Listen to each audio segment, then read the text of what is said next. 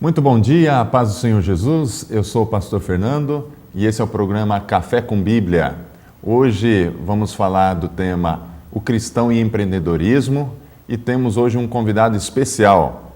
Ele é empresário, professor, palestrante, autor de 2 livros, Consultoria Empresarial e A Dificuldade de Administrar Empresas Familiares. Ele é o Reginaldo Oliveira. Bom dia, Reginaldo. Bom dia, Fernando. Bom dia, Fernando. Prazer recebê-lo aqui nessa manhã, viu? Prazer é todo meu, agradeço o convite e espero que a gente possa ter um bate-papo bem agradável hoje. Tá certo. A você, nosso telespectador, meu forte abraço. Espero que seja um programa produtivo nessa manhã. Você que nos acompanha pelo Facebook, pelo WhatsApp, pode enviar também a sua pergunta, que nós estaremos repassando aqui ao nosso convidado. Nosso abraço também ao pastor Rony, que está em viagem na África com a sua filha Sara. Deus continue abençoando toda a sua família, pastor Rony. Forte abraço. Reginaldo, vamos falar a respeito de empreendedorismo nessa manhã. Acredito que muitos irmãos têm o desejo de iniciar um novo negócio ou já estão administrando um negócio e enfrentam dificuldades, né? Para aqueles que desejam iniciar um novo trabalho, para sair de uma empresa, empreender significa trabalhar menos?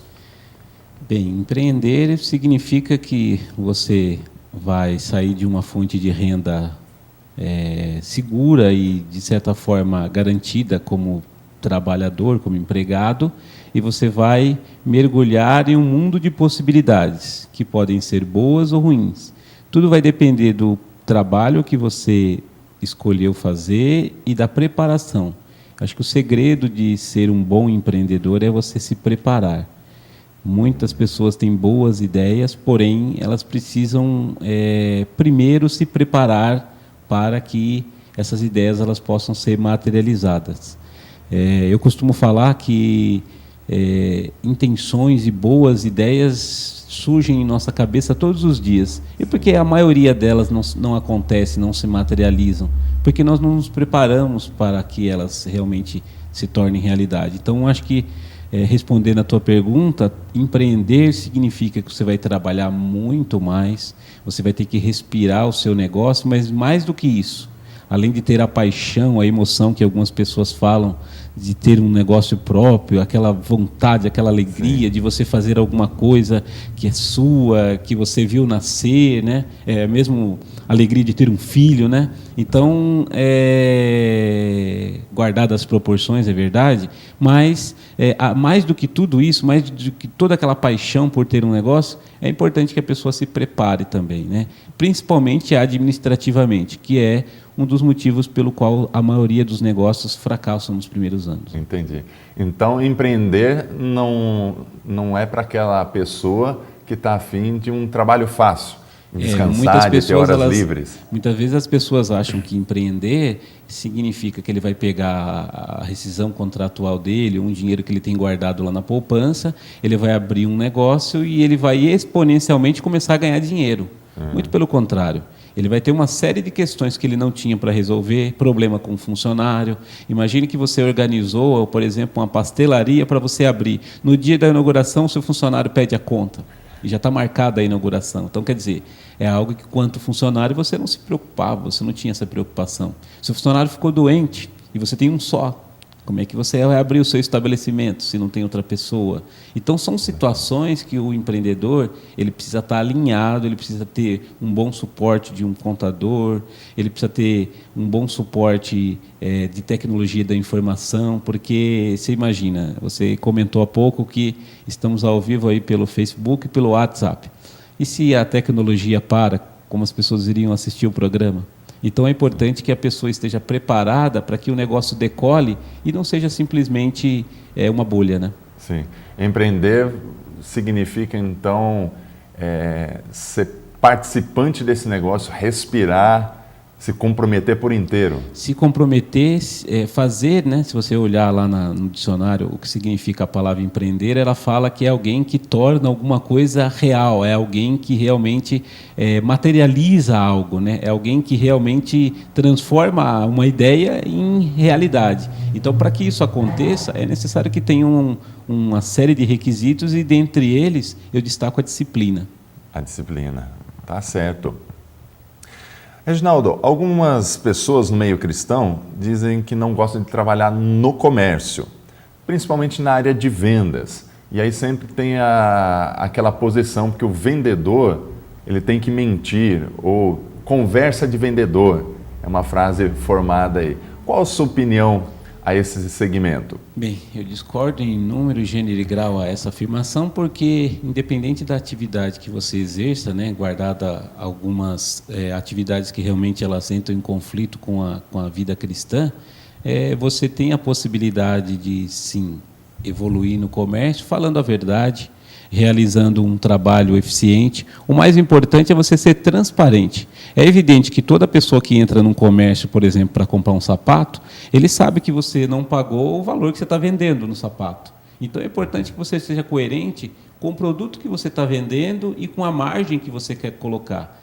Aquela história, né? Eu compro por 1, vendo por 2, acabou, né? Eu tenho que avaliar quanto aquele produto ele é desejado ou ele pode ser vendido e procurar comprar com a melhor vantagem possível, porque é aí que eu ganho. Muitas vezes eu não ganho na venda, eu ganho na compra, escolhendo e comprando bem, sim, sem ter a necessidade de, como você diz, enganar o cliente. É importante que quando você decidir um nicho de mercado, então eu vou trabalhar com produtos populares. É evidente que aquele produto popular ele vai ter uma durabilidade menor. Então você, como vendedor, é importante que você esclareça isso. Então acho que tentar enrolar o cliente, eu penso que independente de ser cristão ou não, é uma estratégia que ela já está sendo superada, porque hoje o consumidor, Fernando, ele vai até o estabelecimento físico verificar um produto que ele já viu na internet. Sim. Então, muitas das vezes, a pessoa vai comprar um produto na internet, ele vai na loja física para ver se é bom mesmo. Então, o volume de informações que nós temos hoje já não permite mais esse tipo de atitude. Então, o cristão ou não cristão que tem um comércio, ele tem que trabalhar de forma transparente, senão a chance do negócio dele fracassar hoje é quase que de 100%. O vendedor não precisa mentir, então. O cristão ele pode se tornar um ótimo profissional de vendas, sendo sincero, sem dúvida, até mostrando que o produto ele tem as suas limitações, as suas fragilidades. Essa honestidade, você acredita que acaba conquistando o cliente e faz com que ele não compre na internet e compre na loja física? Eu penso que, assim, uma das coisas que eu tenho batido bastante na tecla, né, em minhas palestras, nos cursos e nas empresas que eu dou assessoria, é a questão do atendimento. O atendimento, ele revoluciona uma empresa, né? Hoje em dia, a internet ela é um concorrente de peso, né? Porque nas lojas físicas você não consegue concorrer com a internet, né? Você tem lá frete grátis, você recebe pontuação. Então, tem uma série de vantagens que a internet traz para o comprador que a loja física não traz. Em contrapartida, a internet é fria, ela não tem sentimento. Você não conversa com uma pessoa do outro lado. Então, esse contato humano, se bem trabalhado, vai fazer com que você se sinta bem num estabelecimento, vai sentir com que você se sinta bem, por exemplo, indo comprar um vestuário numa loja que você é bem tratado, onde o vendedor ele entende a sua necessidade e vai te oferecer alguma coisa que vai ser adequado para você. Então, todos esses requisitos não estão na internet, estão na loja física, no estabelecimento fixo.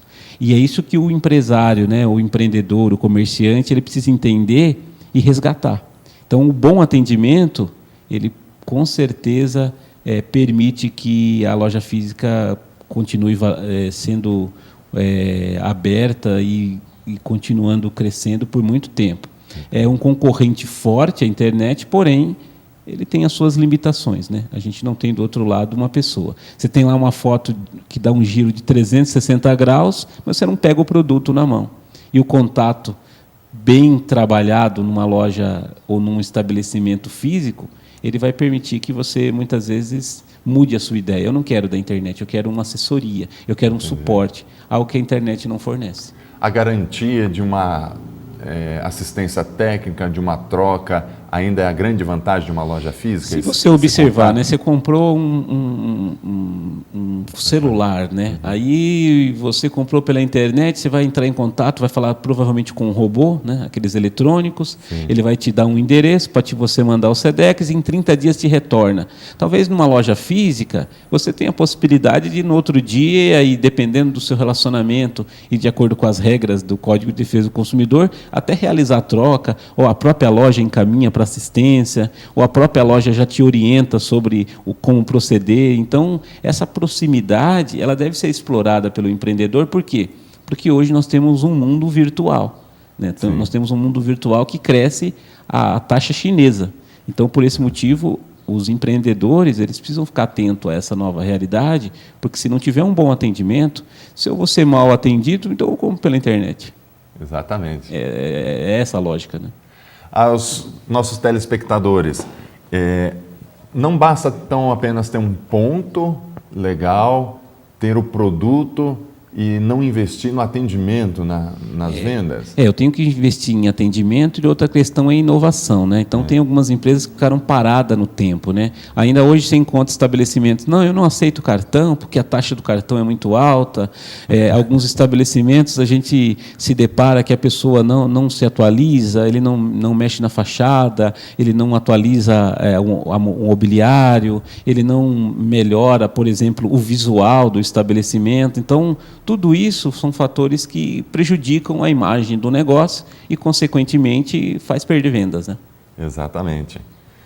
Nós temos aqui nossa irmã Ângela nos acompanhando ali no Facebook da cidade de Serquilho, a Marcinha Vieira também, mandando um abraço, um bom dia a todos aqui, a paz do Senhor.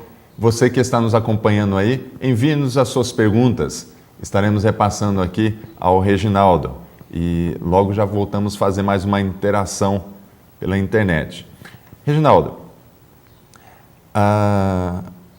existem algumas reuniões, alguns cultos voltados apenas para empresários. Essas reuniões, esses cultos, eles realmente são cultos ou são reuniões empresariais? E ao seu ver, isso é uma forma de distinção quando isso acontece num templo, numa igreja? Qual a sua opinião sobre isso? Olha, vou te falar minha opinião particular, até porque eu nunca participei dessas reuniões. Então, até por ter esse pensamento. Eu penso que assim, a igreja ela tem que tomar um cuidado, né, de distinguir o negócio da fé. Eu penso que se a igreja tiver ações voltadas para a melhoria da sua população, dos seus membros, eu acho que é totalmente louvável. Mas agora, transformar isso num culto, eu penso que talvez estamos avançando o sinal. Fazer, por exemplo, usar as dependências da igreja para você fazer uma palestra com pessoas que desejam ter o seu próprio negócio, ou instruir o empresário cristão sobre os procedimentos que, enquanto cristão, ele tem o dever de seguir. Eu acho isso tudo louvável. Agora, você criar uma separação, né? Então, se eu não sou empresário, naquele culto eu não entro, eu acredito que é uma estratégia equivocada por parte de algumas igrejas. Eu penso que você fomentar a melhoria de vida para os cristãos, isso é totalmente louvável. Agora, você criar situações em que você faz uma segregação, eu acredito que aí você cria uma acepção de pessoas, o que a Bíblia condena, né? Então, na sua opinião, um pastor, ele usar as dependências da igreja e dizer assim, não, eu quero trazer o Reginaldo para ministrar uma palestra empresarial na minha igreja. Usar essas dependências, ao seu ver, não tem problema. A questão aí, o problema começa quando eu barro na porta quem pode entrar e quem não pode entrar. Aí eu crio aquela situação, tá? Eu vou ter que ter uma chancela na testa, eu vou ter que ter uma carteirinha dizendo que eu sou empresário. Então, porque assim, a palavra é lançada para todos, né? Agora, quando você faz algumas ações específicas, vamos citar, por exemplo, o culto de mulheres, né? O chá da tarde. Então, a gente sabe que naquele dia é um evento específico para as mulheres, é algo que a temática vai ser voltada para as mulheres, mas é algo dentro da vida cristã. Agora, se a gente for pensar, olha, hoje vai ser o culto da maquiagem, aí, consequentemente, você destoa, né, o papel da igreja, né? O papel da igreja não é fomentar a economia, né? O papel da igreja é criar cidadãos que acreditam que Cristo é o centro da vida e fazer com que essas pessoas levem para a sociedade esses ensinamentos e tenham atitudes corretas, né? Muito mais do que simplesmente ter uma empresa de sucesso, né? Então, a gente tem que tomar cuidado para não transformar a igreja como... A igreja não é um Sebrae, né? Sim, mas a igreja em si, a comunidade reunida, ela não pode, e até penso que deveria utilizar suas dependências para trazer cursos profissionalizantes, orientações acerca de saúde, até do empreendedorismo mesmo. Sim. Isso não precisa ser feito em horário de culto. Sim, porque aí nós estamos falando de duas situações, né? Uma coisa é a igreja ser um aliado do membro e trazer para eles formas de melhorias de vida e de fazer com que ele se torne uma pessoa cada vez mais abençoada do ponto de vista financeiro. Outra coisa é eu transformar, por exemplo, vamos dar um exemplo, né? Eu mandar um candidato a algum cargo público num culto. Fugiu totalmente do... Quer dizer, aquele lugar é um lugar sagrado, é um lugar santo, e eu estou, de certa forma, desvirtuando o papel da igreja. Então, a igreja pode, sim. E a gente vê, vamos ampliar o escopo, né? A igreja católica, várias igrejas evangélicas, ela tem várias ações. Por exemplo, você vai fazer o dia da ação solidária nas dependências da igreja, não tem problema nenhum. Vamos fazer o dia da saúde, vai ter um enfermeiro, um médico medindo pressão e tudo mais. Eu acho que isso é tudo. Eu acho que talvez a igreja falte um pouco nisso, né? Eu penso que se ela puder realizar algum trabalho dessa forma, ela é saudável. Agora, o horário do culto é adoração, né? Não é para que a gente venda nada e compre nada, né? É o lugar de adorar. Então, de certa forma, eu penso que é possível, sim, aproveitar as dependências das igrejas, que são grandes, que são aparelhadas, para trazer melhoria de vida, mas acho que não em horário de culto. Acho que a gente tem que separar as duas coisas. Exatamente. O templo é ali um instrumento para benefício da comunidade, né? Sim, você pega, por exemplo, tem igrejas que elas vão lá, a pessoa faz o casamento e faz a festa no salão da igreja. Quer dizer, de alguma forma ele está abençoando aquela pessoa porque a pessoa não precisou alugar um outro salão. Mas você imagina celebrar um casamento no meio do culto. Exatamente, complicado, né? Você desvirtua, né? Então, foge da finalidade, né? A finalidade do culto é cultuar. Então, a finalidade do culto não é empreender. Empreender você faz num outro momento. Num outro momento. Tá certo. Na questão comercial, voltando aqui, a respeito de contratação. Quem é cristão e tem um empreendimento, ele deve contratar apenas outros crentes? E qual é o critério que se deve adotar no momento de uma contratação, Reginaldo? Olha, eu penso o seguinte, eu sou totalmente contra essa ideia. Empresa não é igreja e igreja não é empresa. Então, a gente precisa ter uma distinção. Quando nós estamos falando em contratação, nós temos que contratar pessoas que têm as habilidades necessárias para a função. Então, eu conheço alguns empresários cristãos que transformam as suas empresas em verdadeiras filiais das igrejas e acabam se decepcionando. A imensa maioria vai ter problema, porque eu falo que se você quer quebrar uma empresa, enche ela de amigos. Tem que encher de pessoas competentes e que estejam alinhadas com a necessidade do cargo. Então, muitas vezes você pode ajudar alguém da sua comunidade e tudo, mas eu penso que a contratação ela tem que seguir alguns critérios. E, normalmente, o empresário cristão ele não segue essas regras. E é aí que o negócio dele fracassa. Porque ele pega o irmão que está desempregado, coloca numa função, daí ele começa a trabalhar, começa a faltar, porque é da igreja mesmo, então não tem problema. E aí desvirtua, e aí você perde uma amizade, perde o funcionário e perde o amigo. Então é importante nós contratarmos pessoas competentes. E essa é a grande dificuldade que eu falei no começo da entrevista sobre a disciplina. Se você não tem disciplina, você acaba agindo com o coração. E aí, quando você age com o coração, a chance de você errar do ponto de vista racional, enquanto empresa, é muito grande. É evidente que a paixão, a emoção, ela tem que estar aliada com a vontade de você empreender, mas ela não pode ser o único item para você decidir ou não pela contratação. Eu vou contratar uma pessoa de acordo com os pré-requisitos que eu posso estabelecer, porém, ela tem que estar dentro das competências, senão a chance de fracasso é muito grande. Na hora de analisar um currículo, então, não basta apenas eu verificar que aquela pessoa ela faz parte da mesma comunidade que eu, ela está desempregada, e muitos empresários acabam agindo com esse coração, né? Vou ajudar o meu irmão, vou ajudar a minha irmã. Porque da aí, comunidade, Fernanda, né? a gente entra numa questão que a gente combate. Por exemplo, hoje nem tanto, né? Não com tanta frequência, mas a gente vê a televisão principalmente, de alguma forma, nos programas, em algumas novelas, tentando, de alguma forma, desconstruir a imagem do cristão. E nós somos combativos em relação a isso. Aí, quando nós temos a atitude da gente criar o Clube do Bolinha, nós estamos, de certa forma, fazendo a mesma coisa, só que de forma contrária. Então, nós temos que pensar o seguinte, que não é pelo gênero, né, e nem pela religião ou pela fé que a gente tem que contratar uma pessoa.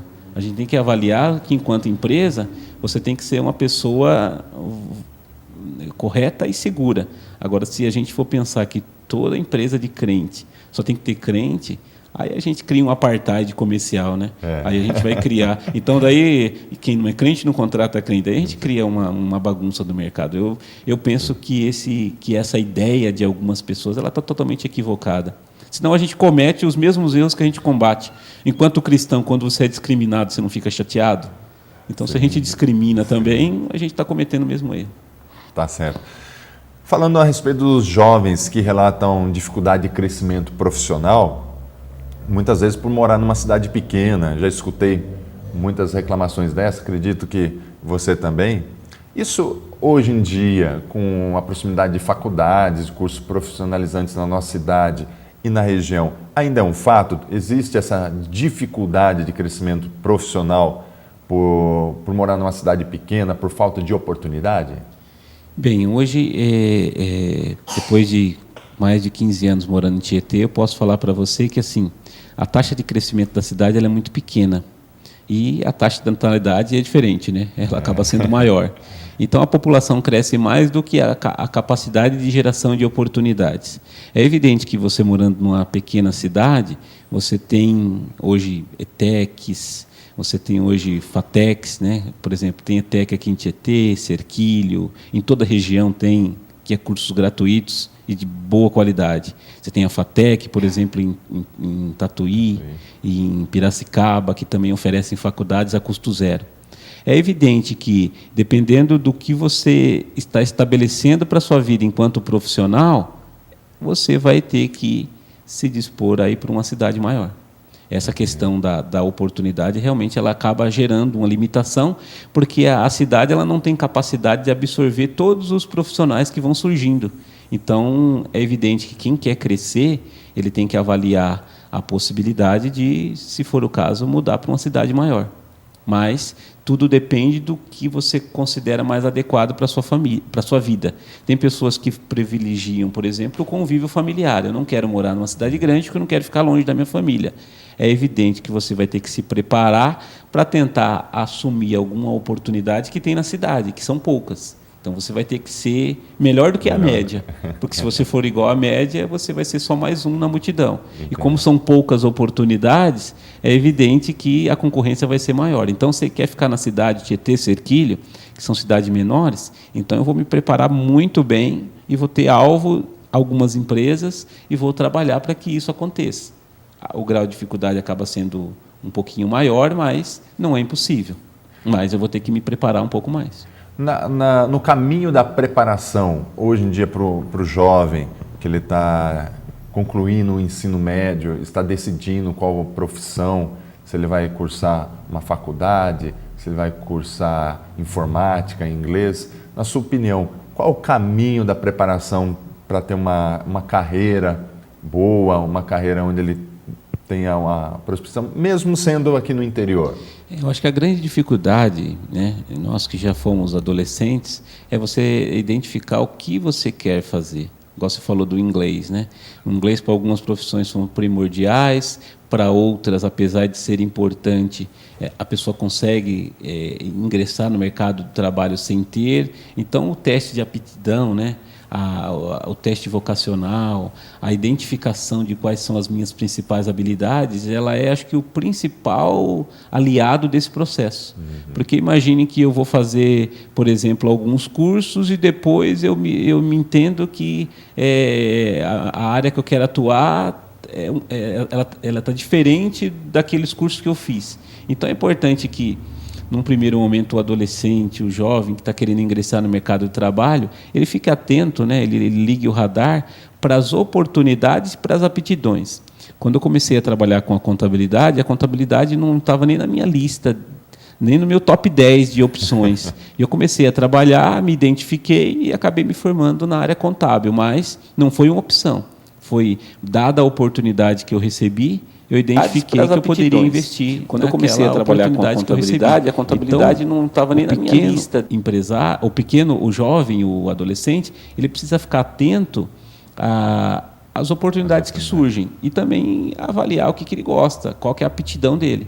E, a partir daí, ele investir na especialização daquilo que ele quer fazer.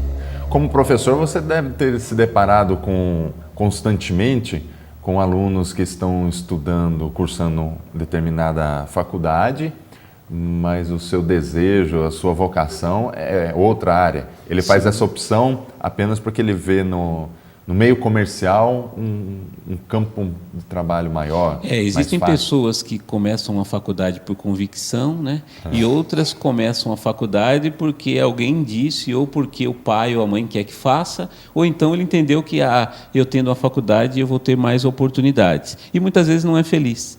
Esses dias eu estava conversando com um cliente que ele falou que tem um amigo que o filho se formou em Direito porque o pai queria que ele se formasse em Direito. Assim que ele se formou em Direito, ele pegou o diploma, entregou para o pai e falou assim, pai, está aqui o diploma que o senhor queria. Agora eu vou fazer Educação Física.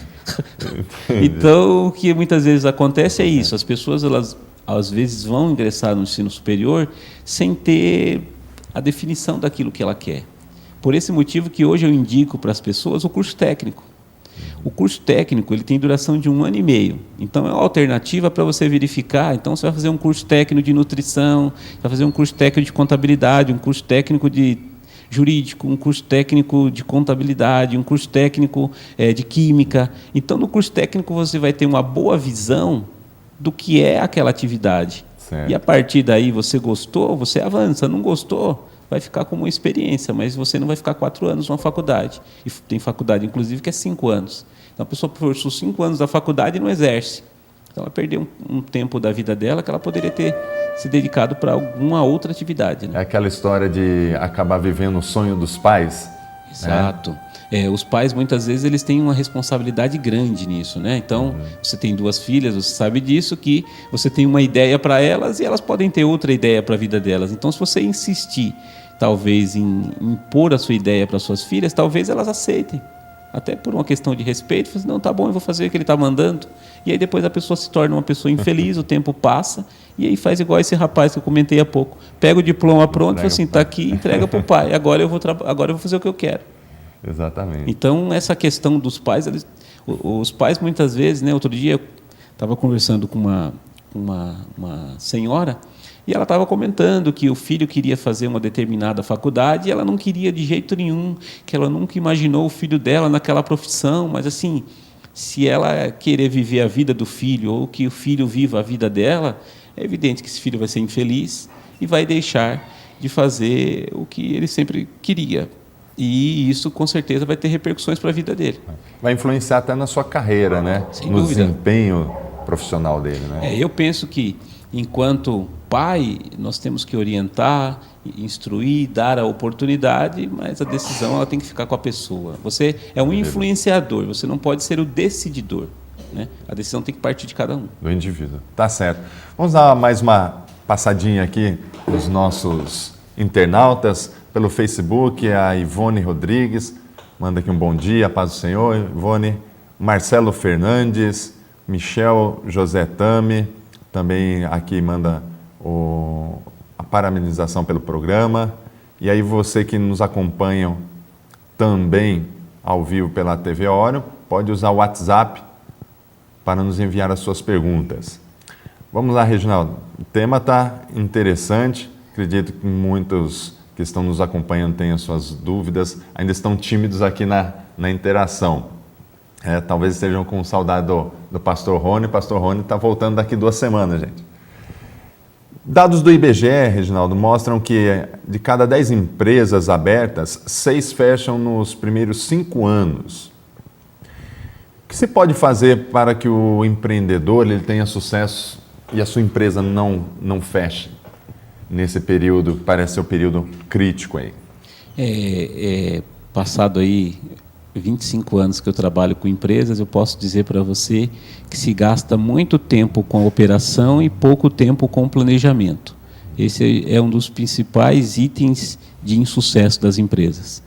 Vamos citar aí exemplo de um excelente mecânico.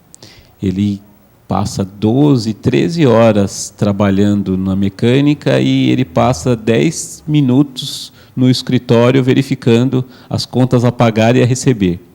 Você já deve ter se deparado com situações de você ir num determinado estabelecimento, a pessoa esquecer de te cobrar depois, ou ele anotar no caderninho e não te cobrar. Então, a gestão ela é fundamental para o sucesso. Eu tenho empresas que fecharam porque não tinham clientes, tem empresas que fecharam nessas estatísticas que você passou porque elas não conseguiam faturar o necessário e boa parte delas fecharam pela inadimplência. E muitas pessoas não pagaram, ele não cobrou, fez tudo, como diz, né, popularmente falando, de boca, e a gestão ela foi um dos motivos do fracasso. Então, tem que se dedicar um tempo que tem que ser crucial para a gestão do negócio, para verificar se o negócio está realmente gerando resultados, porque é o resultado que vai garantir a sobrevivência do negócio. Então, a maioria dos empreendedores são excelentes na sua atividade. Então, são excelentes médicos, dentistas, engenheiros, comerciantes, industriais, prestadores de serviços. Porém, quando o assunto é contabilidade, quando o assunto é resultado, eles muitas vezes deixam a desejar, e é aí que está o segredo da sobrevivência da empresa, né? Eu tenho que aliar uma gestão com a minha capacidade de trabalhar e de empreender. Eu tenho que usar as duas coisas. Então, respondendo a sua pergunta, um dos motivos do insucesso é justamente a falta de controle que boa parte dos pequenos empresários tem. E um outro exemplo disso é misturar a empresa com a vida pessoal. Então, o talão de cheque da empresa fica na carteira do empresário, o cartão de crédito, ora ele usa para a empresa, ora ele usa para passear no final de semana com a família. Então, essa indisciplina é um fator enorme de sucesso. Tá. Quando você fala de gestão, você se refere às planilhas, contas a pagar, contas a receber, custo do produto, o valor de venda daquele produto? Sim, veja, nós estamos falando de abertura de empresa, né, para ficar mais fácil para o telespectador. Quando eu falo de gestão, eu estou falando desde o momento em que eu vou colocar um produto para venda. Eu vou montar um próprio negócio. O que eu preciso avaliar? Tem demanda? Eu fiz uma pesquisa de mercado para avaliar se aquele produto e aquele estabelecimento que eu vou abrir, eu vou ter possibilidade de ter retorno. Eu tenho que avaliar qual o custo que eu vou ter. Eu vou poder contratar funcionário? Eu vou poder abrir em horário noturno? Quais as licenças que eu preciso ter? Normalmente acontece que a pessoa abre e aí depois que ela começa a buscar informações. E quando deveria ser o contrário. Se você trabalha bem no planejamento, você, consequentemente, diminui a sua chance de dar errado. Então, a gestão ela vai desde o momento em que você monta o seu preço de venda até a hora que você controla se você está recebendo ou não e se você está tendo lucro ou prejuízo. E voltando ainda nessa questão da gestão, uma coisa que é muito importante, que eu costumo falar, não importa o meio. Tem pessoas que têm a ideia de que ele precisa de um excelente sistema para que a empresa dele dê certo. Antes de ter um excelente sistema, você precisa ter cultura de controle dentro da empresa. É evidente que se você fizer um controle manual, você vai levar mais tempo. Mas se esse controle estiver certo, é suficiente. Não é o sistema que vai resolver o seu problema. Tem pessoas que implantam um sistema informatizado. Então não precisa gastar tanto com um sistema. E hoje em software. dia o mercado fornece até opções de sistemas gratuitos. É evidente que nós estamos falando há pouco do atendimento, né? Se você tem um sistema que você tem suporte, é muito melhor, né? Sim. Porque o gratuito não tem suporte. Então, se você tiver a possibilidade e recursos para comprar um sistema e ter o suporte, é muito melhor. Porém, não é isso que vai ser o determinante do sucesso. Antes de ter um sistema, eu preciso ter controles. Eu gosto de dar um exemplo que não adianta eu comprar um carro automático para quem não sabe dirigir. O sistema é exatamente isso. Eu vou colocar um sistema, sendo que eu não estou acostumado a ter controle. Eu vou lá lançar um pedido, mas eu não faço pedido. Aí o sistema barra, aí eu falo assim, não, eu não vou mais usar esse sistema, que o sistema está engessando a empresa. É o que você vai ouvir. Então, é importante, primeiro, que eu tenha a disciplina e a política do controle. Do mesmo jeito que algumas vezes eu fico altas horas trabalhando, eu tenho que reservar um tempo mensalmente para analisar se as minhas ações estão surtindo efeito, estão gerando resultado. Isso pode ser feito da forma mais simples possível, porém, não pode deixar de ser feito. Entendi. É um hábito que precisa ser feito religiosamente. Essa disciplina de controle, ela pode ser feita até mesmo num caderno, desde que seja organizado. Eu tenho visto o seguinte, a gente tem pessoas que são mais resistentes à tecnologia e outros, a geração mais nova, ela é muito mais voltada à tecnologia. Eu costumo falar que não importa a forma, o importante é a essência. A forma, ela vai ser aquela que você determinar. A essência é mais importante. Vamos dar um exemplo. Você vai fazer uma colheita com pessoas. É evidente que você vai levar mais tempo. Se você usar uma colhedeira, você vai ganhar mais eficiência. Porém, se você plantou direitinho e a sua produtividade por hectare é grande, você vai ter um resultado bom.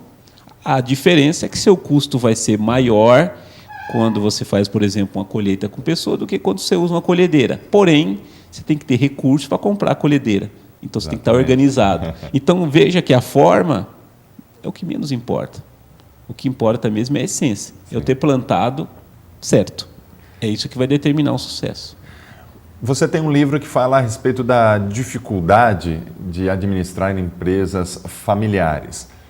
No meio cristão, é comum também irmãos da mesma comunidade entrarem num projeto juntos, empreender juntos. Às vezes porque um teve uma inspiração, enxergou uma oportunidade e ele vai abraçar esse outro irmão da comunidade para empreender junto. Empreender junto, sociedade, empreender junto com família, isso sempre vai gerar dificuldades, porque eu escuto algumas pessoas dizendo que a única sociedade que Deus abençoa é o casamento, né? Que nos negócios devemos caminhar sozinhos. Qual a sua opinião a respeito disso? Bem, eu penso que é possível que se dê certo e é possível que dê errado. Eu acho que a chance é de 50% para cada lado. E o que vai determinar isso? É o olho no olho inicial. Se tem uma das coisas, outro dia eu estava conversando com um colega consultor e ele me falou assim, Reginaldo, se tudo que for ser acordado de ficar bem claro no começo, nós temos pouquíssima chance de ter conflito depois. Então, o que normalmente acontece nessa situação que você falou? As pessoas movidas pela emoção, elas começam a trabalhar, aí vamos imaginar o seguinte, nós somos 2 sócios, eu tenho o meu salário e você tem o seu. Aí você ficou doente, não pode trabalhar. A empresa continua pagando o seu salário, ela cessa. Aí isso não estava combinado. Mas nós começamos junto, então eu não estou trabalhando, mas eu tenho que receber o meu salário. Entenda, um ponto de discórdia. Mas a empresa não consegue pagar o seu salário porque você não está produzindo. Mas eu que montei esse negócio. Isso não ficou combinado anteriormente. Os pontos vão sendo... À medida que eles vão surgindo... Na caminhada, né? E aí é a hora que vai começando as divergências. Então, é evidente que no começo você não consegue prever tudo, mas algumas questões primordiais é igual um casamento. A sociedade ela pode sim... Hoje as principais empresas brasileiras elas são familiares, mas houve um choque de gestão. As pessoas que lá estão é porque elas são competentes, não porque são membros da família. E alguns membros da família foram convidados a se retirar. Entendo. Então, isso é possível. É possível que tenha, assim, uma empresa familiar, uma empresa de amigos que deem certo, porém, todos os papéis precisam estar muito bem definidos. Qual o maior benefício você destacaria ao empreender em família? Qual a maior vantagem? Acho que a grande vantagem, né, inclusive ontem eu estava conversando com um cliente sobre isso, a principal vantagem é que todos querem a mesma coisa. Todos querem que aquele negócio dê certo porque é a fonte de renda. E o mais importante disso tudo é que todos querem a mesma coisa, porém de formas diferentes, com visões diferentes. Um é um pouco mais enérgico, um é um pouco mais sossegado, mas é importante o quê? Novamente voltamos naquele ponto inicial, que é a disciplina. Se eu não tiver disciplina, eu vou ter o meu pai e não o meu patrão, eu vou ter a minha mãe e não a proprietária da empresa. Eu vou começar a confundir as relações. E se as relações começarem a se confundir, a chance de nós trazermos esse conflito para dentro de casa é enorme. Entendo. E aí até abalar a relação familiar. Existe um perfil para ser empreendedor? Nesse momento que as pessoas estão nos assistindo, estão pensando lá em promover o seu negócio, seja por uma razão, seja por outra, se desligaram de uma empresa, se viram uma oportunidade, mas ficam sempre naquela questão assim, será que eu sirvo para ser empreendedor? Será que eu dou conta de ser empreendedor ou não? O que você diria para essas pessoas? Existe um perfil? Como elas podem se conhecer, se autoavaliarem? Eu penso que é assim, a pessoa quando ela decidir ser empreendedora, ela tem que avaliar a capacidade que ela tem de assumir alguns riscos. Porque você ser empreendedor, né, você começar um negócio, você vai ter que assumir riscos. Tem pessoas que são extremamente conservadoras. Essas não conseguem e não teriam sucesso sendo empreendedores. Porque ser empreendedor é assumir riscos, desde que calculados, porém você vai trabalhar com algo que é incerto.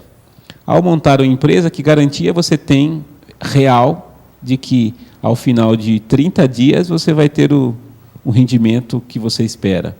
Você vai trabalhar, você vai se planejar, mas isso pode não acontecer.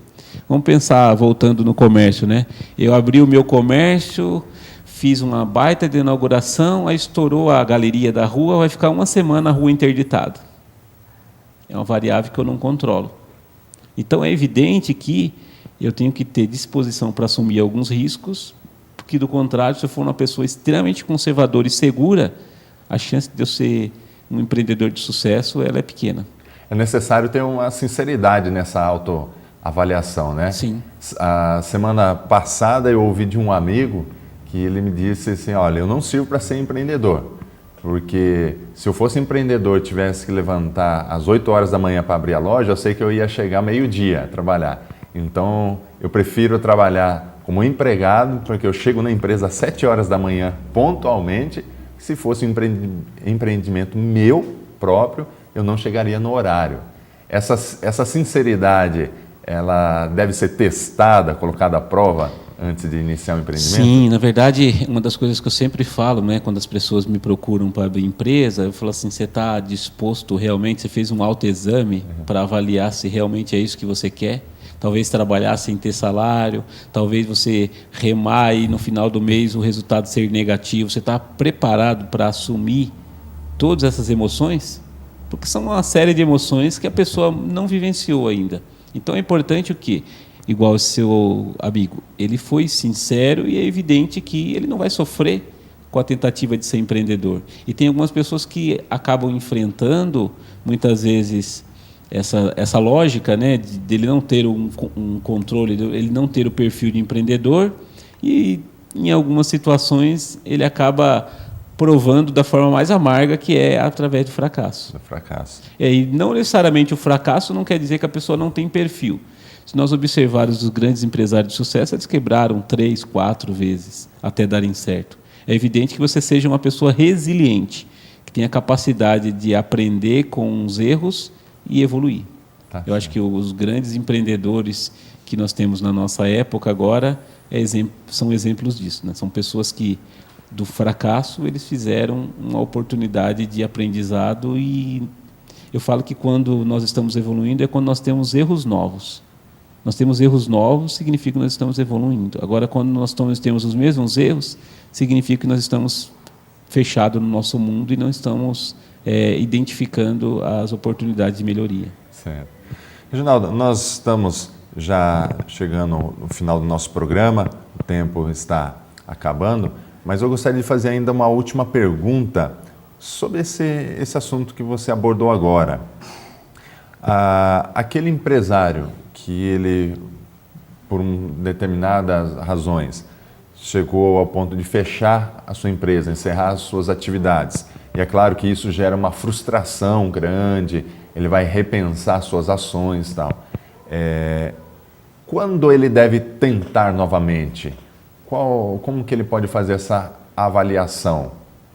É evidente que, mais do que tentar novamente, o que fica quando você tem um negócio fracassado é aquela sensação da impossibilidade ou então da impotência em relação a pensar num novo negócio. Acho que uma das grandes dificuldades que tem o empreendedor quando ele fecha é ele recuperar energia para tentar novamente. Inclusive, até indico, se necessário, a pessoa fazer terapia para curar essas feridas. Porque o que muitas vezes acontece, a pessoa fica com os preconceitos e se ela não curar isso, consequentemente, a chance dele ter problema novamente é grande. Sim. Então, ele precisa entender que tudo aquilo vai servir como experiência de vida e se tudo isso for trabalhado, a chance dele voltar revigorado é grande. Mas é muito importante o seguinte, ele corrigir as falhas, senão ele quebra de novo. Então, aquilo que ele não fazia, por exemplo, da disciplina, misturava as contas da empresa com a conta pessoal, ele não cumpria horário, saía no meio da tarde porque ele era o dono. Então, algumas questões ele tem que fazer um autoexame e corrigir, porque senão, do contrário, ele vai tentar novamente e vai fracassar novamente. Ele pode utilizar esse erro e aprender com isso e tirar lições com Nós isso, temos lá em Coríntios, naquela palavra que temos, que é lida na Santa Ceia, examine-se, pois, o homem a si mesmo. Eu acho que essa palavra ela resume tudo que esse empreendedor que fracassou precisa fazer. Examine-se, veja onde você errou, o que eu fracassei, o que eu fiz de errado, por que não deu certo, quais foram os fatores. E hoje nós temos muitas empresas simplesmente fechando por conta da crise econômica. Numa cidade pequena como a nossa, uma cidade com poucos habitantes, é evidente que quando a economia vai mal, os negócios eles começam a vender menos. E se eu não tenho, por exemplo, uma reserva para sustentar durante um período, talvez é a hora que o meu negócio ele fracasse. Então, nem sempre o fracasso é provocado por apenas erros do empreendedor. A conjuntura econômica também ela é um fator de insucesso. Isso pode ser, então, uma motivação. Não quer dizer que quem errou, fracassou uma vez, irá ter insucesso novamente, De forma alguma, mas é importante que se faça aquele autoexame. É importante que ele identifique aonde ele falhou e o que ele precisa corrigir. E é muito mais, e outra coisa importante também, assim, quando ele for montar uma empresa, que ele possa, de certa forma, planejar melhor. Tá certo. E não gastar tanto tempo só executando, mas sim planejando também. Tá certo. Reginaldo, nós vamos encerrar o nosso programa. Gostaria que você deixasse aqui o contato das suas empresas. Tem uma aqui em Tietê, outro endereço lá em São Paulo, né? Isso. E colocasse à disposição para ajudar os nossos telespectadores, aqueles que querem empreender, tanto com as suas palestras, quanto o serviço que você presta na sua empresa. Perfeito. As minhas empresas, elas ficam em Tietê, em São Paulo, Eu tenho, o meu site é o www.gpse.com.br, que é a minha empresa de contabilidade, e tenho também o Centro de Educação Profissional Reginaldo Oliveira, o CEPRO, onde o site é www.reginaldooliveira.com.br. Para falar comigo, você pode mandar um e-mail no falecom@reginaldooliveira.com.br ou reginaldo@gpse.com.br. Tá certo, Reginaldo. Muito obrigado por atender o nosso convite nessa manhã. Espero em outra oportunidade você voltar aqui novamente para discutirmos outros temas. e agradeço muito sua prestatividade também, viu? Eu que agradeço o convite, conte sempre comigo, agradeço aí os telespectadores, torço para que os negócios continuem sendo abençoados, usem a disciplina, a fé e a convicção em Deus, que eu tenho certeza que os seus negócios vão prosperar. Obrigado. Tá certo. Eu quero deixar uma palavra aqui para você, meu amigo, irmão, que empreende, que Jeremias, quando o povo estava no cativeiro da Babilônia, havia muitos falsos profetas que anunciavam o fim do cativeiro, que seria próximo. Porém, Jeremias trazia uma palavra para que aquele povo ele adotasse aquele cativeiro, aquela terra estrangeira, como a sua segunda casa. E isso queria dizer que eles deveriam trabalhar, plantar, colher, edificar as suas casas. A palavra que eu quero deixar é que não importa onde você esteja, qual a condição que você esteja enfrentando nesse momento. Trabalhe, não espere o amanhã, não espere aquele futuro que nunca chega. Tenha motivação, coloque os seus planos em práticas e conte com o apoio de Deus, da sua família, dos seus amigos. Tenha fé e muita dedicação. Muito obrigado pela sua audiência. Deus continue abençoando todos vocês. Até o próximo programa.